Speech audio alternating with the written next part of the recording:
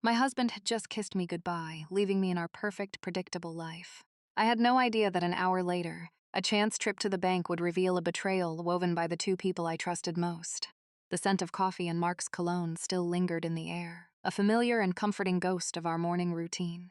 He'd kissed me goodbye an hour ago. That same soft, lingering kiss he'd given me every weekday for 12 years.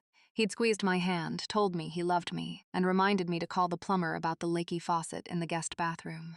Everything was normal, everything was perfect, or so I thought. We had the house in the suburbs, two beautiful kids who were currently at school, and a life that looked like a page torn from a catalog. Mark was the perfect husband, the provider, the rock. I was the homemaker, the heart of the family, the one who'd given up a promising career in graphic design to raise our children. It was a trade I'd made willingly, a sacrifice born of love. Today was supposed to be a special day for me, a little glimmer of my old self coming back to life. My grandmother had passed away 6 months ago, and she'd left me a modest but significant inheritance. It wasn't life-changing money for our family, not with Mark's salary, but for me, it was everything. It was a chance to have something that was truly mine. For weeks, I'd been dreaming.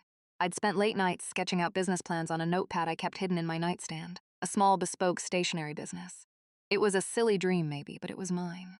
The inheritance was the seed money I needed to finally make it real. The funds had finally cleared yesterday, and the notification on my banking app felt like a golden ticket. I told Mark my plan over dinner. He'd smiled, but it was a tight, thin smile that didn't quite reach his eyes. "That's great, honey," he'd said, his attention already drifting back to an email on his phone. "But are you sure you want the stress? You have so much on your plate already." I'd brushed it off. He was just being protective. I told myself he worried. That's what loving husbands do. My mother, when I told her, had been even less enthusiastic. "A business, Sarah, at your age. Just enjoy the money. Let Mark invest it for you. He knows what he's doing." Her words stung, but again, I chalked it up to generational differences. She was from an era where the husband handled all the finances. So this morning, with the kids at school and a rare few hours as to myself, I decided to go to the bank, not for anything major, just to speak with a personal banker about setting up a separate business account. I wanted to feel official. I put on a nice blazer, did my makeup for the first time in a week, and felt a flutter of the ambitious, confident woman I used to be. The woman who existed before carpool lines and PTA meetings. The bank was quiet with that sterile smell of recycled air and old money. I took a number and sat down, scrolling through font designs on my phone. A couple walked in and headed toward the wealth management offices, their footsteps echoing on the polished marble floor. I glanced up, a polite, disinterested smile on my face, and my heart stopped. It was Mark. And walking beside him, her hand tucked into the crook of his arm like they were the married couple, was my mother. My first thought was confusion. Mark was supposed to be in back-to-back meetings all day across town. My mom was supposed to be at her weekly bridge club. What were they doing here together? A wave of warmth washed over me, chasing away the initial shock. Maybe Mark was helping my mom with her finances. That was sweet. He was such a good son-in-law, always looking out for her. I stood up, ready to walk over and surprise them, a bright, cheerful fancy seeing you here on my lips. But then I saw their faces. They weren't smiling. Their expressions were tense, serious. They were leaning close together, whispering, their heads nearly touching. This wasn't a casual chat. This was a conspiracy. I froze, my body suddenly ice cold. I ducked behind a large potted ficus plant, my heart hammering against my ribs like a trapped bird. I felt ridiculous, like a spy in a cheap movie, but in primal instinct screamed at me to stay hidden. They stopped by a desk, speaking to a man in a crisp suit. I couldn't hear every word, just fragments carried on the hushed air of the bank. "The account needs to be structured properly," the banker was saying. My mom nodded, her face grim. "We need to protect it," she said, her voice low and urgent. "Protect what?" Then Mark spoke, and his words, clear as a bell in the quiet hall, shot through me like a bullet. "It's a substantial amount to just be sitting in her personal savings. It's irresponsible." My blood ran cold. Her personal savings. He was talking about me. He was talking about my inheritance. The banker nodded, tapping on his keyboard. "And you want to move the entire sum into a new joint investment account under your names?" he asked, looking between my husband and my mother. My mother glanced around nervously, her eyes sweeping the room. I shrank further behind the plant, my breath catching in my throat. I could feel the rough texture of the leaves against my cheek. She didn't see me. She turned back to the banker, a frail, concerned look on her face that I knew was pure performance. "My daughter," she began, her voice dripping with faux concern. She's not very good with money, a bit of a dreamer. We just want to make sure it's safe for her future, for the children." The lie was so audacious, so breathtakingly cruel that I felt the air leave my lungs. But it was what my husband said next that shattered my world into a million irreparable pieces. He let out a short, dismissive laugh, a sound I'd never heard from him before. It was cold and sharp and utterly devoid of the warmth I thought I knew. He leaned in closer to the banker as if sharing a dirty secret. "Honestly," he said, his voice a low, condescending murmur that still managed to pierce my heart. "Why does she even need money anyway? I give her everything she needs." The words hung in the air, thick and poisonous. I give her everything she needs. It wasn't just the lie. It was the tone, the casual ownership, the complete and utter dismissal of me as a person with my own thoughts, my own dreams, my own worth. In that single sentence, I wasn't his wife or his partner. I was a household expense, a well-kept pet. The fecus leaves tickled my cheek, a surreal sensation in a world that had just tilted off its axis. My legs trembled, and a wave of nausea washed over me.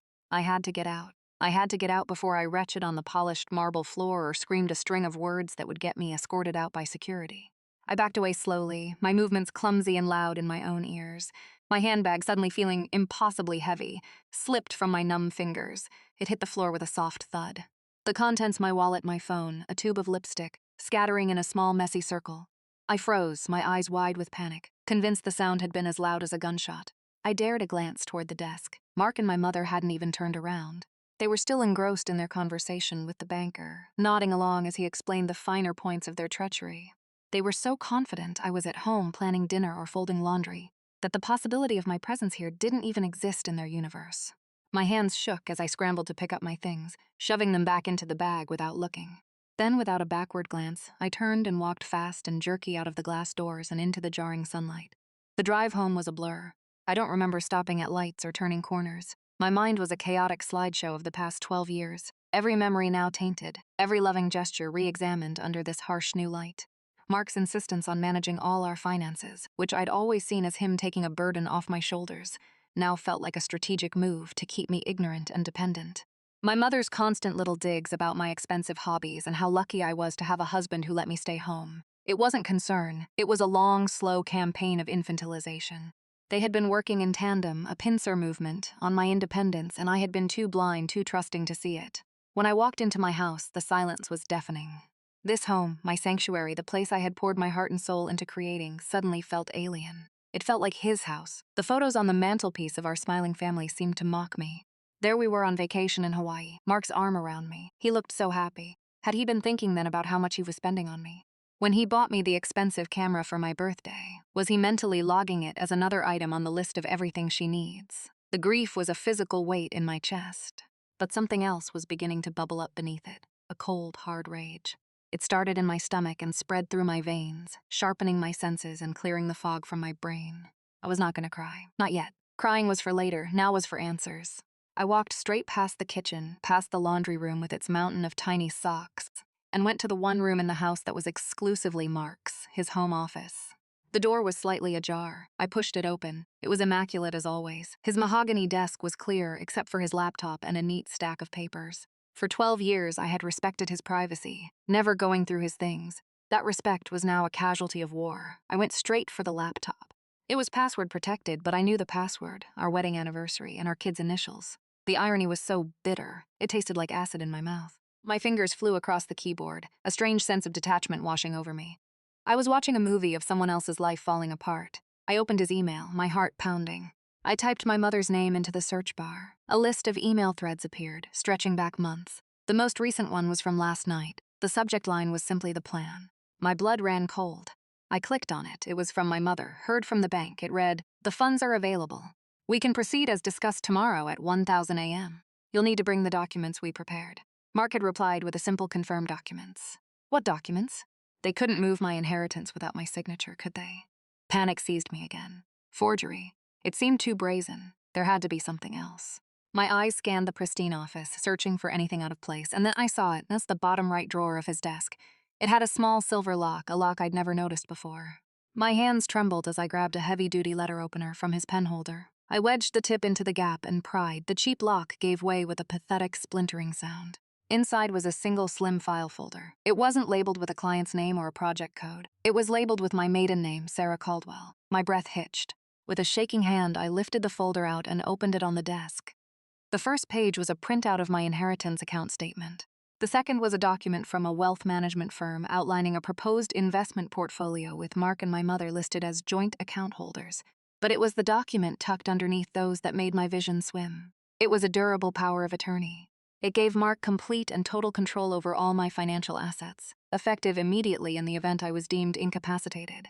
And there at the bottom, in a perfect imitation of my own flowing script, was my signature dated 3 days ago. I had never seen this document before in my life. Attached to it with a paperclip was a small folded piece of paper.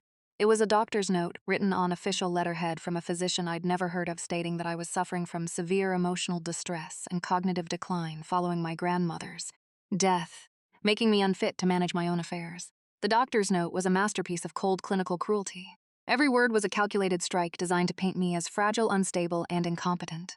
Severe emotional distress, cognitive decline, unfit to manage her own affairs. It was a narrative crafted to steal not just my money but my very identity. The forged signature on the power of attorney was sloppy. If you look closely, the loop on my S was a little too tight, the cross on the H a fraction too high. But to a bank teller in a hurry, it would be more than enough. My husband, the successful, respectable businessman, and my mother, the concerned matriarch, presenting a united front of loving concern for the poor, grieving little woman at home. It was the perfect crime, a sound from downstairs. The beep of the garage door opener shattered the silence. Mark was home early. Panic, sharp and electrifying, shot through me.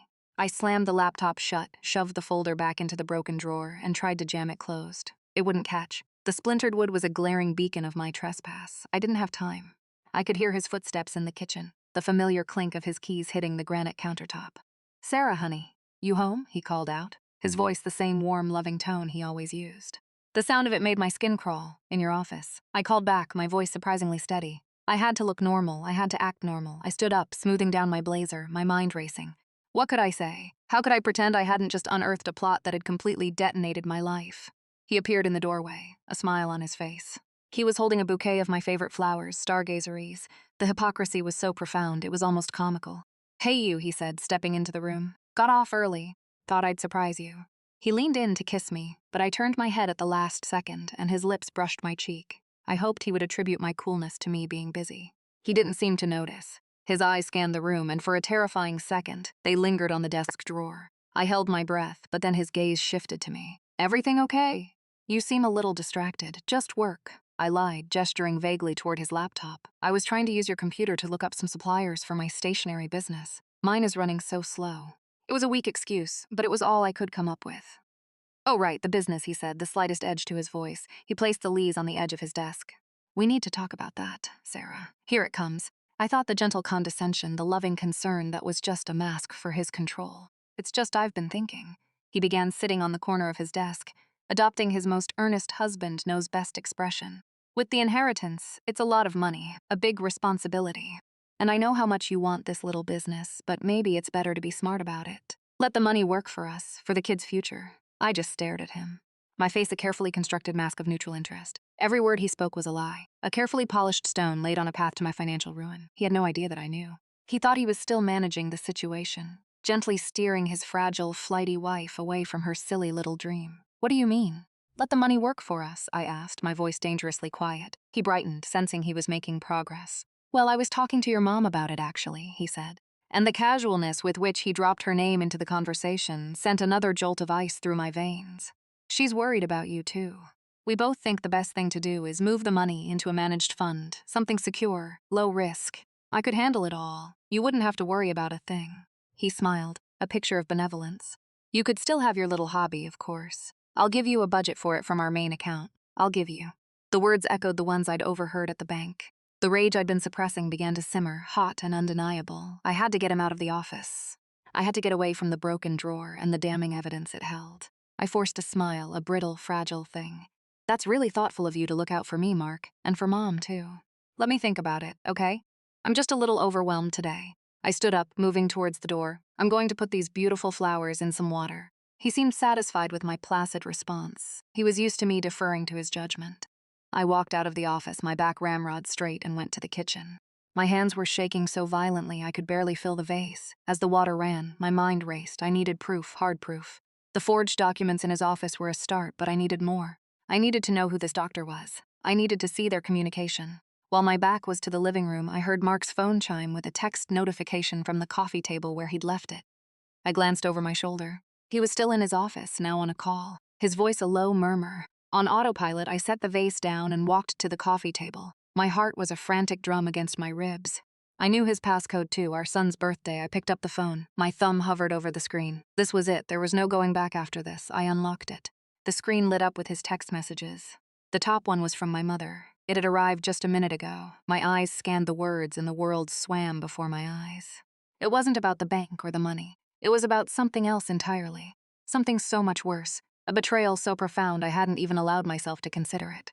The text read, "He's asking about you again. I told him you'd call him after you finished with Sarah's inheritance. Please be careful, Mark. If she finds out about you and my sister, it will ruin everything." My mother didn't have a sister. She was an only child. The words on the screen swam, refusing to make sense. My sister. It was impossible, a typo, a bizarre code name. But the name that followed clarified everything. A name that struck me with the force of a physical blow. The message continued. Aunt Carol is getting impatient. Aunt Carol, my aunt, my father's younger sister, the woman who had held me as a baby, who had sent me birthday cards every single year without fail, who had cried with me on the phone for an hour after my grandmother died, my beloved aunt. My blood turned to ice water in my veins. The betrayal wasn't just a conspiracy between my husband and my mother. It was a family affair, a web of deceit so vast and tangled I couldn't see the edges.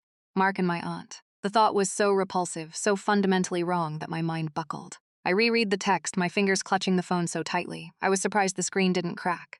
He's asking about you again. Who was he, and why was my aunt impatient? What did any of this have to do with my inheritance? It was like I had stumbled into the middle of a play, where I was the only one who didn't know the script. The casual mention of finishing with Sarah's inheritance confirmed it was all connected. My money wasn't just for a safe investment fund. It was for something else, something they needed, something my aunt was impatient for. Mark's voice from the office, still on his call, was a low drone in the background. I had to put the phone back. I wiped the screen frantically with the edge of my sleeve, placed it back on the coffee table exactly as it had been, and retreated to the kitchen, my movements stiff and robotic. I stared out the window at the perfectly manicured lawn, but I saw nothing. The puzzle pieces were clicking into place, forming a picture more monstrous than I could have ever imagined. My mother, my husband, my aunt, all of them working together. For how long? All those family gatherings, the shared holidays, the polite smiles and warm hugs, had it all been a lie? My mind flashed to my Aunt Carol. She'd always been the fun aunt, the one with the slightly too expensive car and the designer handbags. She divorced her husband about 5 years ago and had complained ever since about how the settlement had left her high and dry. I'd always felt sorry for her. My mother had often remarked with a sigh, "Poor Carol, she just doesn't know how to handle money." The same words she had used to describe me. Was that it? Was my inheritance meant to bail out my aunt? And what was my husband's role in all this? The thought of him and my aunt? It was a dark, venomous thing that I couldn't let my mind touch for more than a second. I needed to get out of the house. I needed air. I grabbed my car keys from the hook by the door. "Mark," I called out, my voice high and strained. "I forgot I have to pick up some things for the PTA fundraiser. I'll be back in a bit." I didn't wait for a reply. I practically ran to my car, fumbling with the keys, my breath coming in ragged gasps. I pulled out of the driveway and just drove with no destination in mind. My safe, predictable suburban world had become a labyrinth of lies, and I was trapped in the center. I found myself parked in a deserted corner of a local park. The engine off, the silence pressing in on me. I pulled out my own phone, my fingers trembling as I scrolled to my Aunt Carol's contact number. I stared at her picture. A smiling, sun-kissed woman on a beach. A liar. A snake. What could I even say? "Hi, Aunt Carol. Just wondering if you're sleeping with my husband and plotting with my mother to steal my inheritance." The absurdity of it all was nauseating. Then a thought struck me. A cold, calculated thought that was born from the rage now solidifying in my gut. They thought I was a fragile, incompetent dreamer. They thought I was stupid. It was time to use that to my advantage. They had a plan. Now I needed one, too. The first step was to find out who he was. The man my mother mentioned in the text. The man who was asking about Mark. I scrolled through my contacts again, past my aunt, and stopped at another name. My uncle. Carol's ex-husband, Uncle David.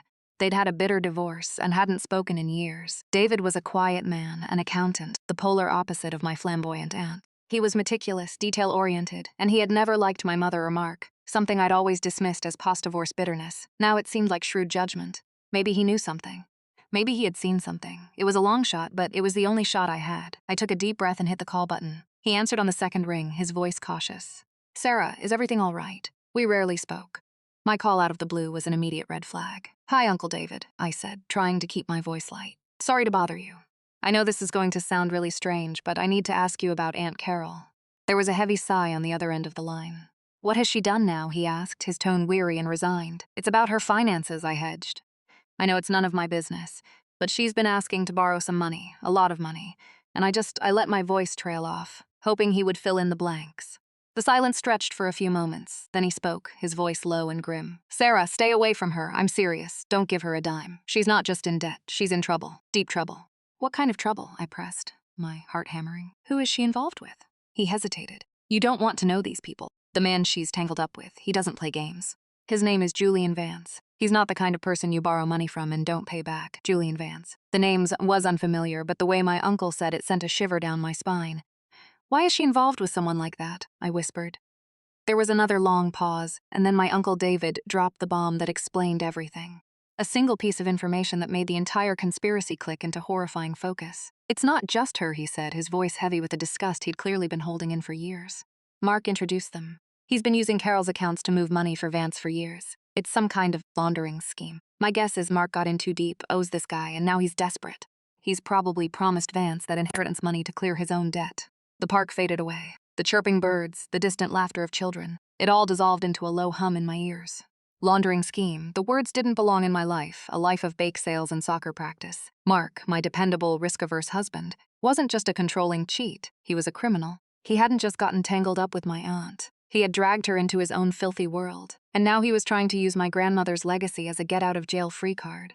The pieces slammed into place with dizzying speed. My mother's complicity, her willingness to declare me mentally unfit. It was all to save Mark, to protect the perfect family facade she valued above everything. Even her own daughter. Aunt Carol's impatience, the mysterious as he. It was all about a debt owed to a dangerous man. "Sarah, you still there?" Uncle David's voice was laced with concern. "Yes," I said, my own voice, a stranger's, hollow and cold. The grief and shock were gone, burned away by a white-hot, clarifying fury. "Thank you, David. You've told me everything I need to know." I hung up before he could ask any more questions. They had underestimated me. They had all underestimated me. They saw a homemaker, a wife, a mother. They were about to meet the woman I'd been before all that. The one who was smart, resourceful, and who was now fighting for her life and her children's future. I drove home, not with the frantic panic of before, but with a chilling sense of purpose. The plan that had started as a nebulous idea of revenge now had a sharp, crystalline structure. When I walked back into the house, Mark was in the kitchen making a smoothie. He smiled at me, a mask of loving normalcy. "Get everything for the fundraiser?" he asked. "Yes," I said, my voice sweet as poison. "Everything's handled." I walked over to him, wrapped my arms around his neck, and kissed him. It was like kissing a marble statue. He responded enthusiastically, oblivious, pulling me closer. "I've been thinking about what you said," I murmured against his cheek. "About the inheritance. You're right, it's too much for me to handle. I'd love for you and Mom to help me invest it safely." The relief that washed over his face was so profound it was sickening. He thought he'd won. "That's my girl," he said, stroking my hair. "I knew you'd see sense. We'll go to the bank together tomorrow, sort it all out." "Perfect," I said, pulling away with a bright smile. "I'm going to go have a bath and relax. I feel so much better now that this is all off my shoulders." The moment I was in our bedroom with the door locked, I went to work. I took my laptop into the walk-in closet, burying myself among Mark's expensive custom-tailored suits. First, I logged into my bank account and initiated a wire transfer of the entire inheritance to a new account I had just opened online with a different bank. One Mark had no affiliation with. It would take 24 hours to clear, but it was a start. Next, I went back into his office. The broken drawer was still ajar. I took out the file with the forged power of attorney and the fake doctor's note. I took high-resolution photos of both documents with my phone, then emailed them to a new anonymous email address I'd created. Then I put the file back, leaving the drawer exactly as I'd found it. My evidence was now secure in the cloud. My final call was to my old college roommate, Jessica. She was now a partner at a top law firm in the city specializing in forensic accounting and high-asset divorce. "Jess," I said, my voice slow, "I'm calling in that favor you've owed me for 15 years. I need the best, most ruthless divorce attorney you know, and I need a meeting first thing in the morning." The next day was a symphony of deception. I played the part of the beautiful, slightly dim-witted wife to perfection. At the bank, I smiled, placidly while Mark and my mother spoke to the banker. When the banker informed them that the funds from my inheritance account were currently pending transfer and unavailable, the look of panic that flickered between Mark and my mother was my first taste of victory. Mark recovered quickly, forcing a laugh. "Oh, that must be the transfer to the joint account we discussed," he said, trying to steer the conversation. I simply widened my eyes and said, "Oh, I don't think so. I moved it this morning to be safe. I opened one of those high-yield savings accounts online." I watched the color drain from his face. We walked out of the bank in tense silence. The moment we were in the car, his mask slipped. "What the hell was that, Sarah? We had a plan." "We did," I said calmly, looking straight ahead. "But my plan is better." It was then that his phone rang. He glanced at the screen and a new level of fear entered his eyes. The caller ID read Julian Vance. He didn't answer. When we got home, 2 men were waiting on our doorstep. They were impeccably dressed in dark suits, but their stillness was menacing. Beside them stood a woman in a sharp blazer, my new lawyer, arranged by Jessica. She stepped forward as we got out of the car. "Mark Peterson," she asked, her voice cutting through the quiet suburban air. "You've been served." She handed him a thick envelope. One of the suited men, a process server, handed an identical envelope to my mother, who had just pulled into the driveway behind us, clearly summoned for backup. Confusion weared with fear on Mark's face as he tore it open. It was a petition for divorce, citing fraud and a temporary restraining order, granting me sole occupancy of the house. Attached was a detailed list of assets to be frozen pending investigation, every joint account, every investment, every stock option. And tucked inside was a crisp, clear photo of the forged power of attorney. Mark stared at it, then at me. The dawning horror in his eyes was everything I had hoped for. "Sarah, what is this?" he stammered. My mother was sputtering beside him, her face ashen. "This is a mistake. My daughter is unwell." "I've never been more well in my life, Mother," I said, my voice ringing with a clarity and strength I hadn't felt in years. I turned to my husband. "Your game is over, Mark. The police have been notified about the forgery and your little money laundering scheme with Aunt Carol and Mr. Vance. I imagine he'll be very interested to know that the money you promised him no longer exists." Uncle David was quite helpful. The mention of David's name was the final blow. I saw the last of his composure crumble. The life he had so carefully constructed was imploding. He was trapped between a ruthless criminal, a federal investigation, and a wife who was no longer his puppet. My mother started to weep, a pathetic theatrical sound. I just looked at her, my heart a cold hard stone. "And you," I said, "you were willing to let my husband steal from me and commit me to do it. You are no longer my mother." In the weeks that followed, their world came crashing down. Faced with evidence from my uncle and the threat of a long prison sentence, Mark turned on everyone. He implicated my aunt, who in turn implicated my mother in the conspiracy to defraud me. The fallout was spectacular and ugly. Mark lost his job, his reputation, and his freedom. My mother became a pariah, the woman who tried to have her own daughter declared insane for money. My inheritance, the seed of this entire nightmare, was safe. I used it not just to start my business, but to build a new life for myself and my children, far away from the wreckage of the family that had tried to destroy me. Sometimes late at night, I would think of that moment in the bank of the casual, cruel question my husband had asked. Why does she even need money? Now I knew the answer. I needed it to buy my freedom. I needed it to become myself again. And it was the best money I had ever spent.